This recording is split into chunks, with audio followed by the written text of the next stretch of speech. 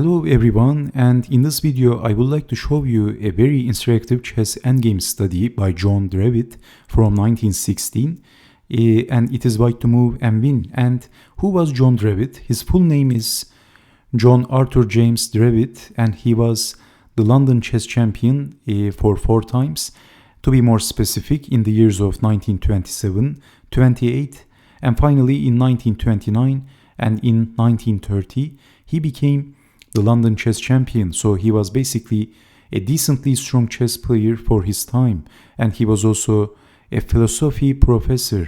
He died en route to Hastings in 1931 after falling from a train. He was 58 years old. So he was born in 1873 and passed away in 1931. So this is his picture. He is the gentleman who was marked. So he is the gentleman who was inside of the circle in a chess tournament, probably. The other chess player that I recognized in this picture is Imran Khan, if I'm not mistaken. So you know who I'm talking about if you know the player that I mentioned. He was a very extremely talented chess player. So maybe we should check out some of his chess games in the future, Imran Khan. So anyway, okay. I'd like to show you this very beautiful chess endgame study by John Drewitt. So it is white to move and win. The first move is very simple, a7. Now black has to be careful. If rook takes bishop, then white is going to push the pawn and promote the queen. So black's best try is rook takes on d2, and white should never push the pawn and promote the queen because of rook to a2 and then capturing the queen, skewer. The first threat, the major threat, is rook to a2 and then capturing the pawn, and that's losing for white. The other problem that white has to address is rook to d8, and if rook to d8, black is going behind the pawn, after the pawn, invading the 8th rank. So if some prophylactic moves such as king to b3, defending on a2, then rook to d8. That's the second problem. But the first problem is rook to a2 and then capturing the pawn. But obviously king to b3 doesn't work. So what would you do in this position if you had the white pieces? White has a very strong move in this position. Before showing that move, in this position, after pushing the pawn, if black plays rook to g1, then white has this very strong move, bishop to e5 and defending on a1. A very good prophylactic move for white, and white is easily defending and black is losing. Black can even resign, I think, in this position because of bishop to c3. We can see that there is no way. I mean, white is going to promote the queen.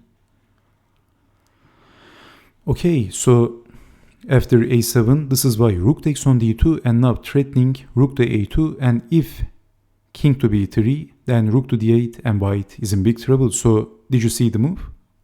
The move is bishop to d6, sacrificing the bishop. I hope you have seen this move. If rook takes on d6, that is no good, promoting the queen, and according to Drewitt, white is better in this position. Okay, black has the rook and also the pawn. It is looking tricky, but white is better, according to John Drewitt. So bishop to d6 and then c takes on d6, but black has a problem in this position. Did you see that? Now, again, black is threatening to play rook to a2 and then capturing the pawn. So what would you do? It is very simple right now.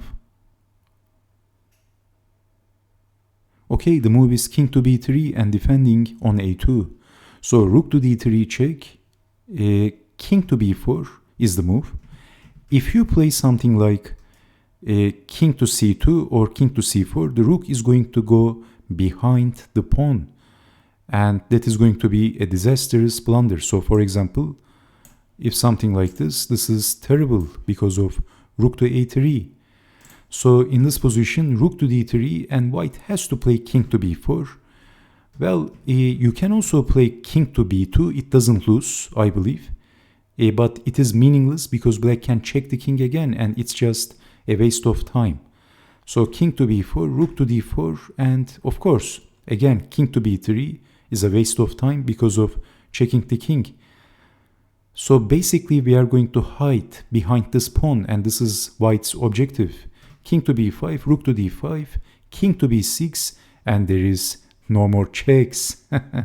Of course, because of this d pawn. If it was not for this pawn, black could check the king if there were no d pawn on d6, and black could check the king forever because white can never play king to c5 because of rook to a6. But thankfully, because white sacrificed his bishop and created this pawn, black's own pawn, as a blockade, white can hide his king. And after black's next move, something, it doesn't matter, white is going to push the pawn and promote the queen. So this is winning according to John Drewitt for white. But it is tricky. Black has the rook and also one extra pawn, of course.